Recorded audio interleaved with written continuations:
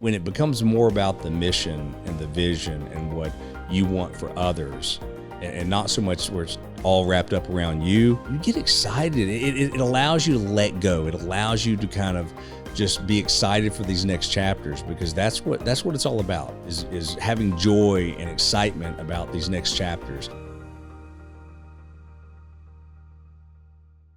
Welcome to Guidelight Podcast. I'm Jason Trent, your host. And today we got a great topic. It's talking about preparing your heart for transition, and your business is not your identity. And so those are factors that are really important to kind of understand, because the roles you play in life can kind of subtly just really sneak into being your identity. And that's kind of not a good, that's not a good lens to kind of live your life through and making your roles. When I say roles, like, you're a business owner, you're a wife or a husband, or, you're a community board member. Those roles you play are not really who you are. They're just roles. And too often when we put too much of ourselves in those roles change in life, and, especially I always think of it as a parent.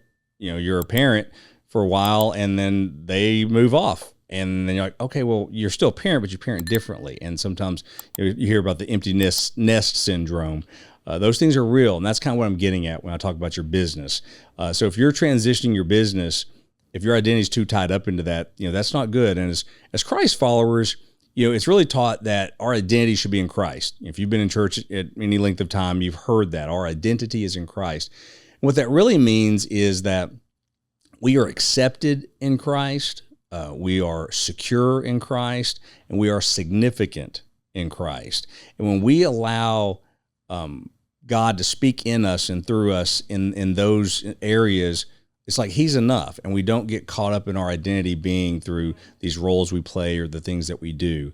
And so I think that's really important to anchor in, to make sure that when we do transition, that's one aspect that really helps prepare our heart. Another something we often see and we talk about with clients and just in general is, it's interesting how oftentimes God asks us to surrender something before we're blessed with something.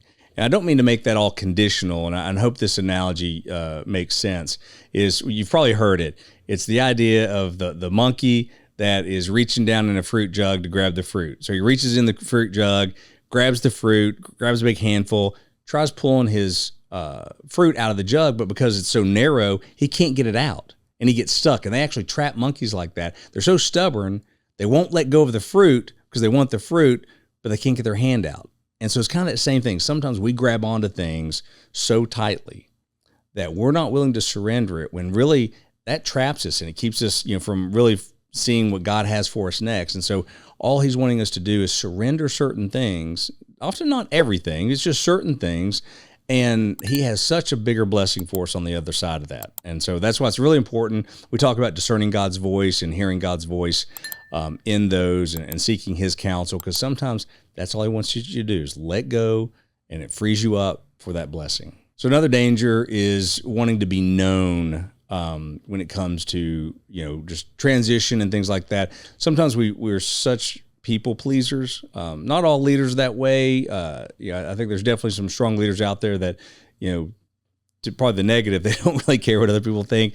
But a lot of us, I'll say this from my perspective, you may or may not struggle with this, but just wanting to please others and having your identity wrapped up in that, and then especially when it comes to transitioning your business, that can be a hard struggle of just really letting go and just being so caught up in pleasing others. And that's really where, I spoke a minute ago just about, being accepted in Christ. Once you understand that He's the only acceptance you need, you can look through other lenses when it comes to people pleasing. Not that you're like just scoffing and you don't care about people by any means, but it's just that you're not making decisions through wisdom and discernment because you're trying to please them. As Christ followers, we please God and God alone. And if you do that with wisdom, ultimately, you trying to please the other person is probably going to be for their best also. And so I think that's another important factor to look at whenever we're trying to prepare our hearts in these areas, and just making sure that we're not caught up in, our identity is not caught up in just the business or some of the shortcomings we sometimes act out of or make decisions from. So we talked about preparing the heart for the transition and being exit ready. A lot of this comes down to, at least in my opinion and just what I've seen, is really trusting God and really putting your, you're just putting your faith into that next step. Because if you're at this point where you're transitioning your business and you've walked through it with discernment and with counsel, and this is it, there's still things you have to, there's endings there. There's endings that you have to process.